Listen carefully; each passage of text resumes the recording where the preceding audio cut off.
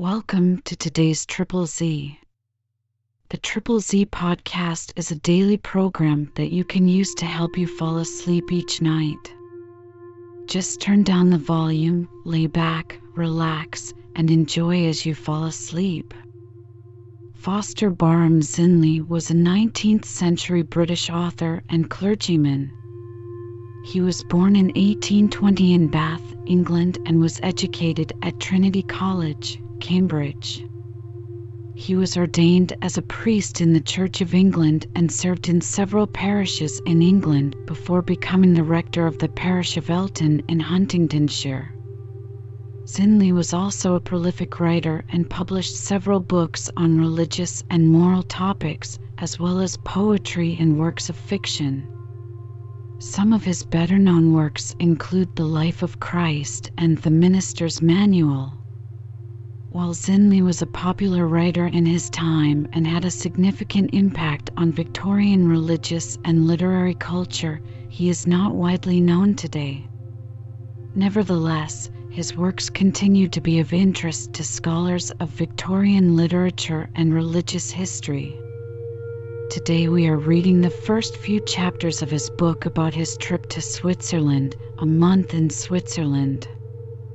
If you enjoy our program, please be sure to write us a review on your podcast platform and share us with a friend. You both might sleep just a little better at night. Our website is Z, that's 3zs.media. You can also like and share our content on Facebook or our Instagram account zzz_media_podcast. Music for today's episode was provided by the Sleep channel on Spotify. Preface. The legitimate use of a preface, like that of a prologue, is merely to give explanations that will be necessary and to save from expectations that would be delusive. I will, therefore, at once say to those who may have read my Egypt of the Pharaohs and of the Khedive that this little book belongs to the same family. The cast of thought and the aims of the two are kindred, and both endeavor to do their work by similar methods. They are, alike, efforts to attain to a right reading and a right interpretation of nature and of man. The differences between them are, perhaps, such as must result from the differences in the matter itself they had, respectively, to take account of. The field in which the younger sister here makes some studies is small in extent. Its physical conditions, too, are those of our own part of the world, and its human issues those of our own times. It ought, therefore, to be looked at from very near points of view, and to be exhibited in pictures of much detail and minuteness. The field, however, which the elder sister surveyed, was wide in area, and rich with scenes of singularly varied character. Its place, indeed, in the panorama of nature possesses an interest which is exclusively its own, and its history includes a chapter in the construction of thought and of society, of which, while again its own with almost equal exclusiveness, the right appreciation is necessary for the right understanding of some contemporary and subsequent chapters in general history, and not least of the one that is at this day unfolding itself, with ourselves for the actors, we being, also, at the same time, the material dealt with and fashioned. So it presented itself to my own mind, and so I attempted to set it before the reader's mind.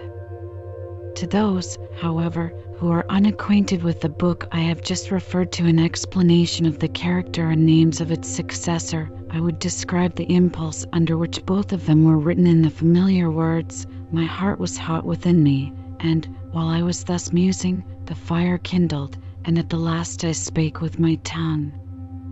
I had been much stirred by a month spent among the Swiss mountains, not only by what might have been their effect upon me had I been alone, but also by what I had seen of their effect upon others, to one of whom, a child who was with me throughout the excursion, if mention of so small a matter, as it may appear to some, can be allowed, a little space has been given in the following pages, and this it was that first made me wish to fix in words the scenes I had passed through, the impressions I had received from them, and the thoughts that had grown out of them. But how unlike was the landscape, and those who peopled it, to what had come before the eye, and the mind's eye, in Egypt. Instead of the long life-giving river and the broad life-repelling desert, both so replete with history, the import of which is not yet dead, as well as with natural phenomena of an unwonted character to eyes familiarized with the aspects of our little sea-girt sanctuary, as we fondly deem it, Switzerland offered for contemplation, in the order of nature, the ice and snow world of its cloud-piercing mountains, and, in the order of what is of existing human concern, unflagging industry, patient frugality, intelligently adapted education, a natural form of land tenure and popular government, and invited the spectator of its scenery, as well as of the social and intellectual fermentation of portions of its people, in strong contrast to the immobility of other portions, to meditate on some of the new elements which modern knowledge and modern conditions of society may have contributed for the enlargement and rectification of some of our religious ideas, inclusive and, perhaps, above all, of our idea of God, for these ideas have at every epoch of man's history been, more or less, modified by contemporary knowledge and the contemporary conditions of society. These were the materials for thought Switzerland supplied. Upon all of those, however, which belong to the order of human concern, Egypt, too, in its sense and fashion, had had something to tell us. As to the form and coloring of the work, I could have wished that there had been, throughout, submitted to the reader's attention nothing but the scenes described, and the thoughts they gave rise to, without any suggestion, had that been possible, of the writer's personality. In a work of this kind, a vain wish, for in all books, those only accepted that are simply scientific, and in the highest degree in those that deal with matter, in which human interests preponderate, the personality of the writer must be seen in everything he writes. All that he describes is described as he saw and observed it. Others would have observed things differently. So, too, with what he thought about them, it must be different from what others would have thought. A book of this kind must, therefore, be, to a great extent, a fragment of autobiography, in which, for the time, the inner is seen in its immediate relation to the external life of the author. It gives what he felt and thought, his leanings and likings and wishes, his readings of the past and of the present, and his mental moorings. This, and especially is it so on a subject with which everyone is familiar, though it may be one that can never be worn out, is all he properly has to say. And his having something of this kind to say is his only justification for saying anything at all.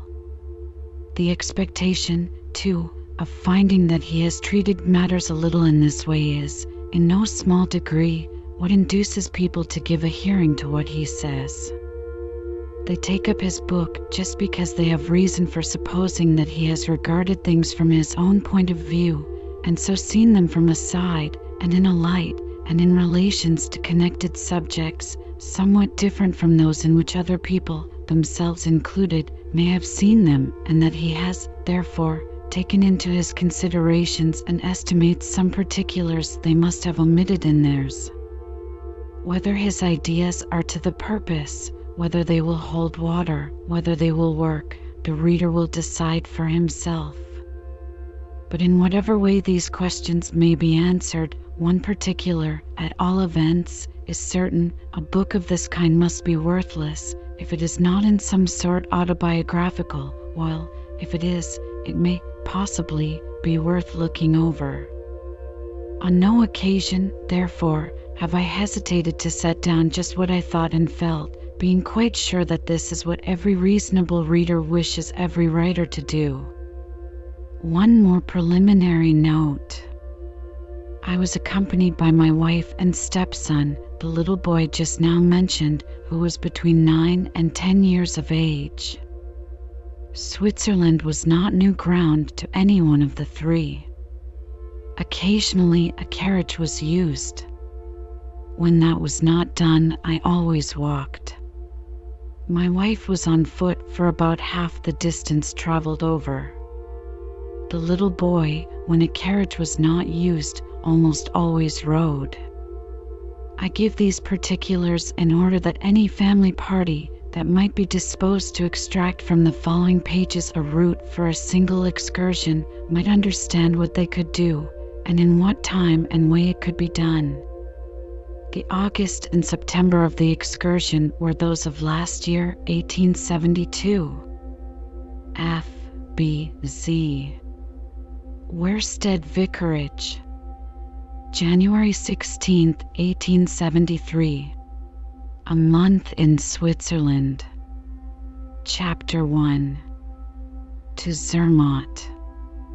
What blessings thy free bounty gives, let me not cast away, for God is paid when man receives, tea and joy is to obey.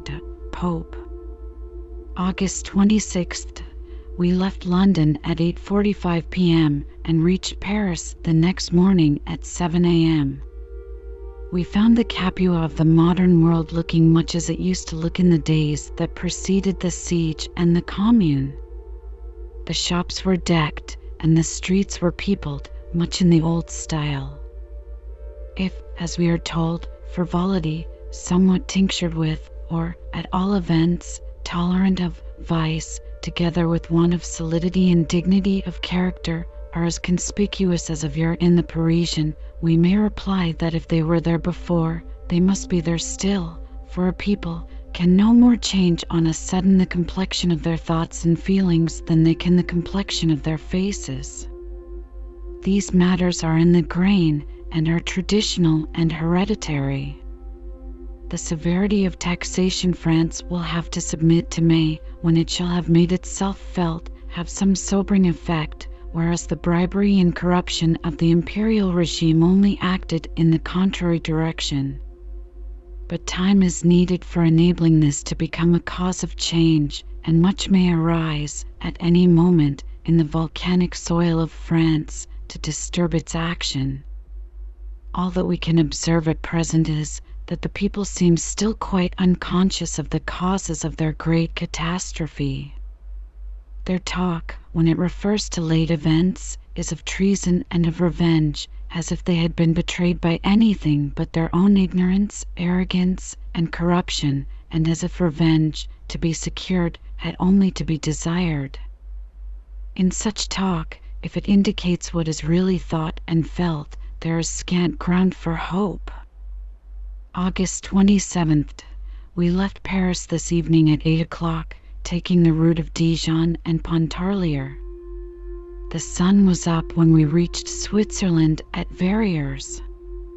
There was no gradation in the scenery. As soon as we were on Swiss ground it became Swiss in character, mountainous and rocky, with irrigated meadows of matchless green in the valley. We were sure that the good people in the chalets below could not be otherwise than satisfied with the price they were getting for their cheese, for its quantity, and perhaps quality. We were equally sure that the greenness of their meadows was a sufficient guarantee. By the wayside we saw women with baskets full of wormwood, for making absinthe, which will be drunk in Paris. We breakfasted at Lausanne, and dined and slept at Vevey. We had thus got to Switzerland, practically, in no time at all, and without any fatigue, for we had been on the way only at night, and both nights we had managed to get sleep enough.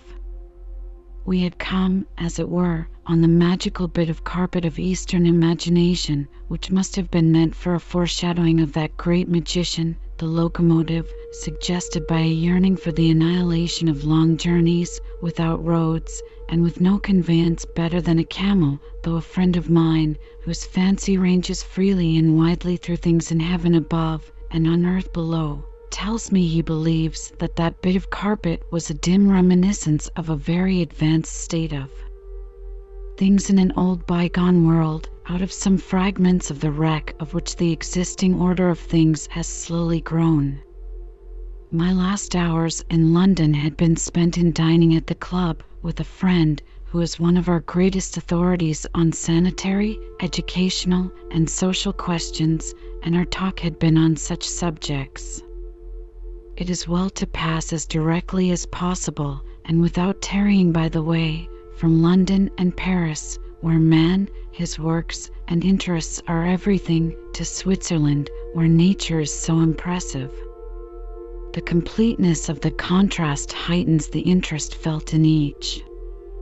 Those who give themselves the trouble, and do you the honor, of looking through what you have written, become, in some degree, entitled to know all about the matter. They are in a sort partners in the concern. I will therefore at once communicate to all the members of the firm that I did not go on this little expedition because I felt any of that desire for change by which, in these days, all the world appears to be driven in Jehu fashion. I have never felt any necessity for this modern nostrum.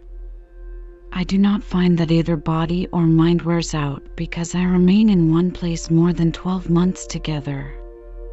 I am a great admirer of White of Selborne, and I hope our present Lord Chancellor's new title will lead many people to ask what Selborne is famous for, which perhaps may be the means of bringing more of us to become acquainted with a book which gives so charming a picture of a most charming mind that it may be read with most soothing delight a score of times in one's life. One never tires of a good picture, and which teaches for these days the very useful lesson of how much there is to observe and interest, and to educate a mind, and to give employment to it for a whole life within the boundaries of one's own parish, provided only it be a rural one. It is true that I have been in every county of England, and in most counties of Scotland, Ireland, and Wales, and some general acquaintance with his own country, which is undoubtedly the most interesting country in the world, ought to an Englishman, if only for the purpose of subsequent comparison, to be the first acquisition of travel, and also that I have made some long journeys beyond the 4 seas, having set foot on each of the 4 continents, but I can hardly tell how on any one occasion it happened that I went. It certainly never was from any wish for change. It was only from taking things as they came.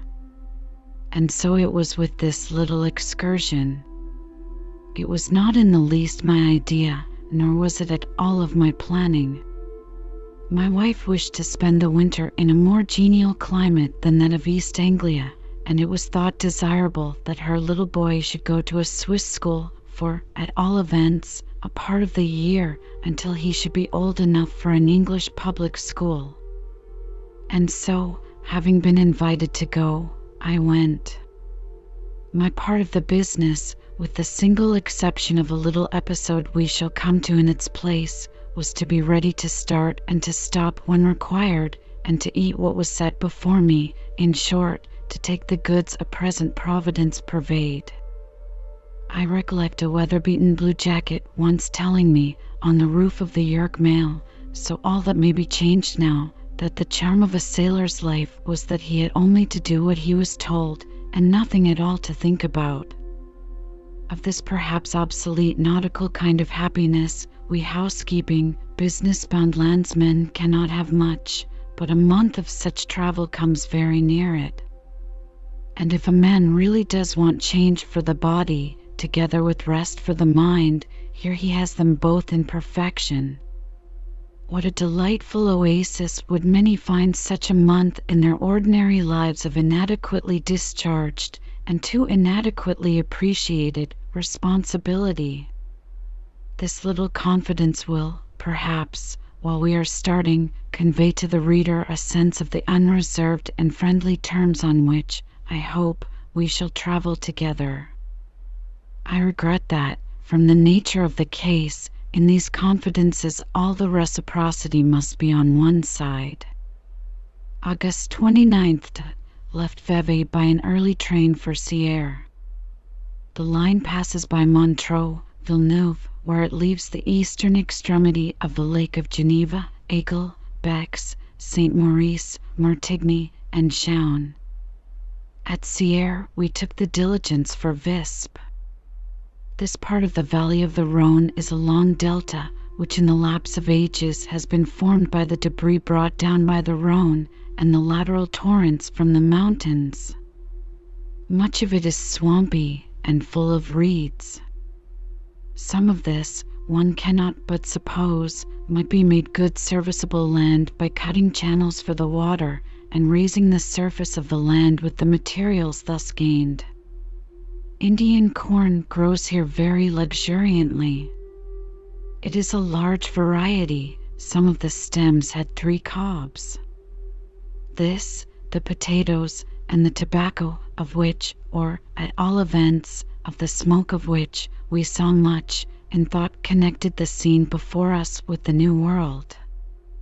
Between Sierre and Visp there are a great many large mounds in the valley.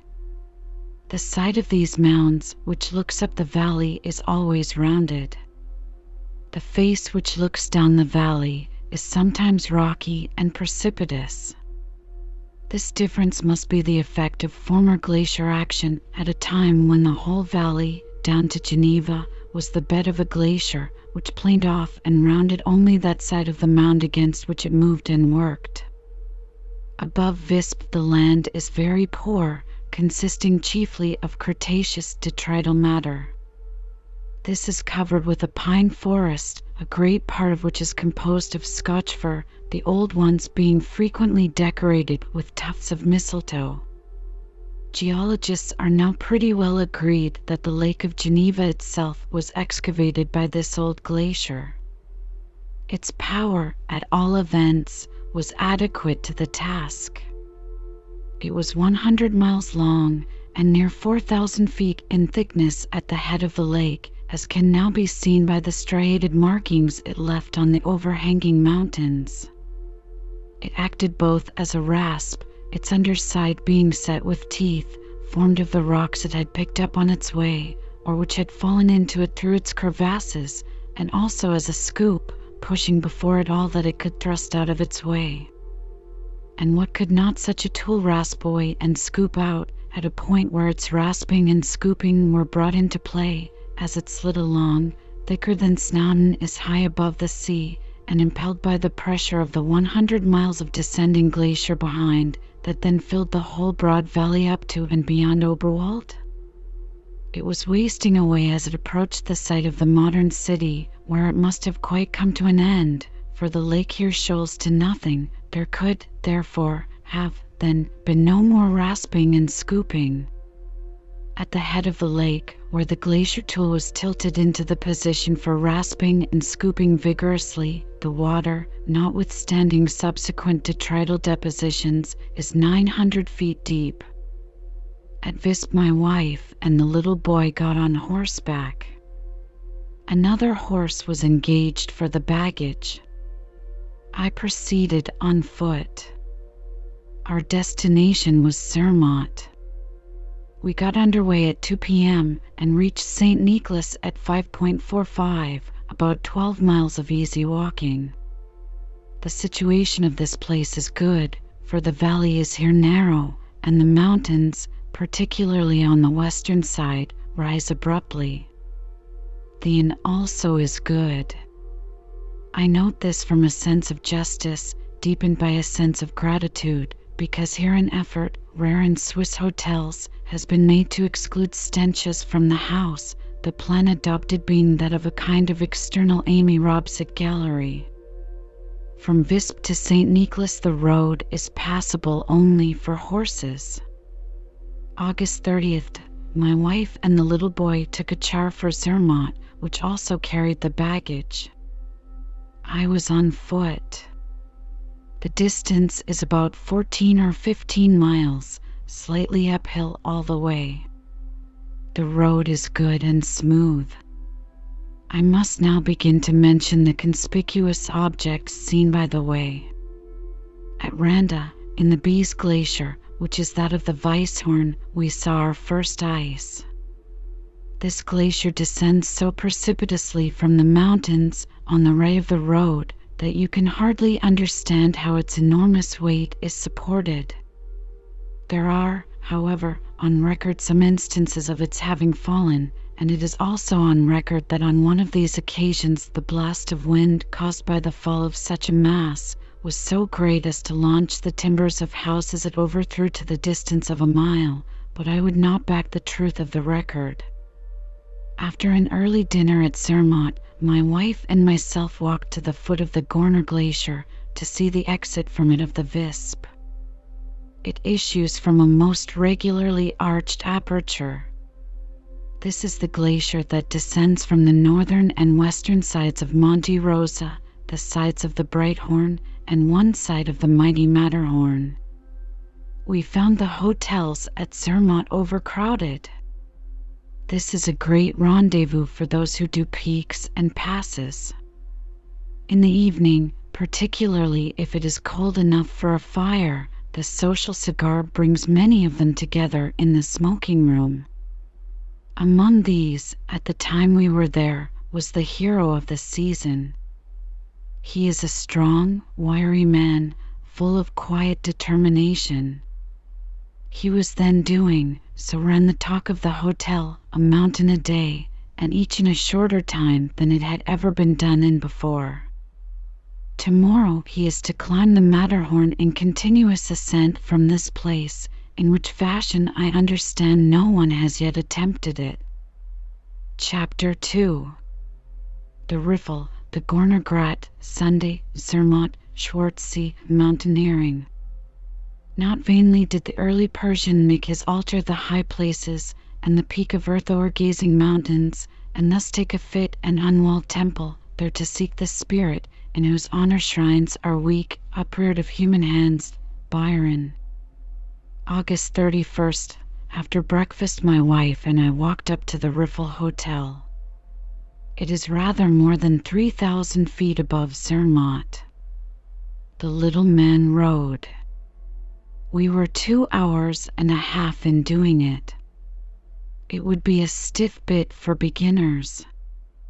The upper part of the forest on the mountainside consists of Pinus cembra. This is far from being either a lofty or a spreading tree. The lower branches extend but little beyond the upper ones. There is a good deal of reddish-brown in the bark. In this respect, as well as in the color of its foliage and in its form, it contrasts well with the larch and the spruce, though of course not so well with the Scotch fir. I heard that its timber is very lasting. The views from the forest of the Gorner Glacier and, when you are beyond the forest, of some of the neighbouring mountains and of the valley of Zermatt are good. After luncheon at the Riffel Hotel, we walked to the summit of the Gorner Grat. Here you have what is said to be the finest alpine view in Europe. You are standing on a central eminence of rock in, as far as you can see, a surrounding world of ice and snow. On the left is the Cima di Giotzi, which you are told commands a good view into Italy. Just before you, as you look across the glacier, which lies in a deep broad ravine at your feet, rise the jagged summits of Monte Rosa with, at this season, much of the black rock showing through their caps and robes of snow. Next the Liscum, somewhat in the background, then Castor and Pollux, immaculate snow without protruding rock, next the Breithorn, then the naked gneiss of the Matterhorn, a prince among peaks, too precipitous for snow to rest on in the late summer, looking like a titanic lichen tomb, such as you may see in the plates of Fellows' Asia Minor, placed on the top of a titanic rectangular shaft of rock, 5,000 feet high. Beyond, and completing the circle of the panorama, come the Dent Blanche, the Gabelhorn, the Rothhorn, the Weisshorn over the valley of Zermatt, the Oberrothhorn, and the Alelienhorn, which brings your eye round again to the Cima di Giotzi. What a scene! What grandeur for the eye! What forces and masses beneath for the thought! Here is the compliment to Johnson's Charing Cross and the East Anglican Turnip Field. Both pleasant sights in their respective classes, but not enough of all that this world has to show.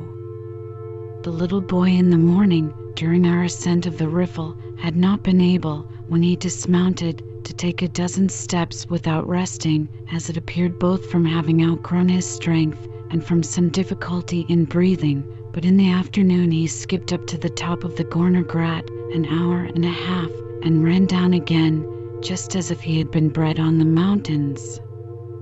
It was difficult to keep him on the path and from the edges of the precipices. He was at the top some minutes before any of us. We were a large party, for several parties had drawn together in the ascent. I heard a lady exclaim, "There's the blue boy again. That was the color of his blouse. He has beaten us all." Never was there such a difference before between a morning and an afternoon. As we descended the Gorner Grat, a scud of snow passed by. The antithesis, common in the mountains, of gloom to sunshine and of cold to warmth, was as complete as it was sudden. In a few minutes it was bright and warm again. While we were at the hotel, 2 American lads came up with their guides and, after a rest of 10 minutes, started for some pass. They had nothing on but coarse grey woolen pants, shirts of the same without collars, and boots very heavily nailed, or rather spiked. They were not more than 17 years old, if so much. The Riffelberg abounds in beautiful flowers. Gentians, sedums, and saxifrages reach almost to the top of the Gorner Grat. As might be expected at such a height, none rise, at their best, more than an inch or 2 above the ground. Gorgeous lilies and lovely roses would be as much out of keeping as impossible here. Such objects belong to the sensuous valley. September 1st. There was a sharp frost this morning, but the sun was bright and warm all day. So warm was it at 10 o'clock that people were glad to sit about on the grass, some preferring the shade of the rocks. It was Sunday, and I was requested to conduct divine service. The reading saloon was prepared for the purpose. I shortened the service by omitting the first lesson, the Te Deum, and the Litany. Before commencing, I announced to the congregation that I should do this, giving as my reason that the room did not belong exclusively to us, and therefore that it was better to act upon our knowledge of this than to be reminded of it afterwards by those who had withdrawn, that we might hold our service. I had been called upon to conduct the service only a few minutes before it commenced, and as I had no memoranda for sermons with me, I took from my text the scene around us, and spoke of the effects such scenes, and the contemplation of nature generally, appear to have on men's minds. The knowledge men now have of the solar system and of the sidereal universe does not prevent the heavens from discoursing to us as eloquently as they did to the psalmist. Intelligible law is grander and more satisfactory for thought to rest upon than vague impressions of glorious power. So with the great and deep sea also, now that we know something about the place it occupies in the economy of this terrestrial system. It is the same with the everlasting mountains, since we have come to know something about the way in which they were formed and elevated, and how the valleys were cut out. Man is the child of nature, in whose bosom he is brought up. It is true that there are some who cannot see that it is his duty and his happiness to acquaint himself with nature, but no one who had made any progress in the study of nature ever thought lightly of what he had attained to. And this is true of the knowledge, not only of the grander objects of nature, such as the starry firmament and the great and deep sea, but equally of the most inconspicuous, and, as they appear to our senses, the most insignificant objects in nature. It is not more true of the eternal mountains than of the particles of moss that hide themselves in the crevices of the rock, or the lichen that stains its face, etc., etc. In the afternoon, we walked back to Zermatt. Though every effort was being made at Zermatt to prevent people from going up to the Riffel without tickets assuring them of accommodation at the Riffel Hotel, still, so many, in their impatience, set this regulation at defiance and went up on the chance that they would be allowed 6 feet by 3 somewhere, that night after night, as we were told, the authorities were obliged, perhaps it was a necessity which was accepted not unwillingly, to convert the bureau, the salle à manger, and the reading room into dormitories. At all events, we were turned out of the reading room before 10 o'clock to make way for a pile of mattresses we found at the door, ready to be substituted for the chairs and tables we had been using. To be berthed in this way is far from pleasant, but it is not worse than spending the night in the crowded cabin of a small steamer, or in the hermetically closed compartment of a railway carriage with 5 other promiscuous bodies. September 2nd. Started this morning for the Schwarzsee and Hornli. We were all mounted. It was the only time I was during the excursion. In ascending the mountain, when we were above the pine wood, and so in a place where there was no protection, and where the zigzags were short and precipitous, both the hind legs of the little boy's horse slipped off the path. The animal was so old and worn out and dead-beaten with its daily drudgery that it had appeared to us not to care, hardly to know, whether it was dead or alive. But now it made an effort to recover itself, with the power or disposition for making which we should not, beforehand, have credited it. Perhaps the center of gravity in the poor brute was never actually outside the path. I was close behind and saw the slip and scramble. It was an affair of a few seconds, but it made one feel badly for more minutes. At the Schwarzsee, we sent the horses to the foot of the Zermatt glacier and began the ascent of the Hornli. In about a quarter of an hour, we made the discovery that the blue boy was not man enough for the Hornli. I do not know, however, that we should have seen much more if we had gone to the top. We were close to the mighty Matterhorn, of which the Hornli is a buttress, and at our feet was the great Gorner Glacier. These were the 2 great objects, and neither of them would have been seen so well had we been higher up. In returning, we went by the way of the Zermatt Glacier, a wild scene of alpine desolation. There is much variety, and much that interests in this excursion: the cultivated valley, the junction of the Findelen and the Zermatt with the Visp, the wooded and then the naked mountain, the 2 great glaciers, the sedgy, flowery turf above the wood, the little black tarn, the bare rock of the Hornli, and, over all, the shaft of the Matterhorn. On the ridge above the Schwarzsee we found a handsome blue pansy. Somewhere else I saw a yellow one of almost equal size. Our guide, Victor Furr, speaks English well. He wished to come to England for the 7 winter months, thinking that he could take the place of undergardener or stableman in a gentleman's house, or that of porter in a London hotel. Swiss education disposes the people to look for openings for advancing themselves in life beyond the narrow limits of their own country, and qualifies them for entering them. The number of peak climbers and passmen assembled at Zermatt had increased during our short absence. Among the latter was an Irish judge, who did the St. Theodule. The law was in great force here, as was also the church.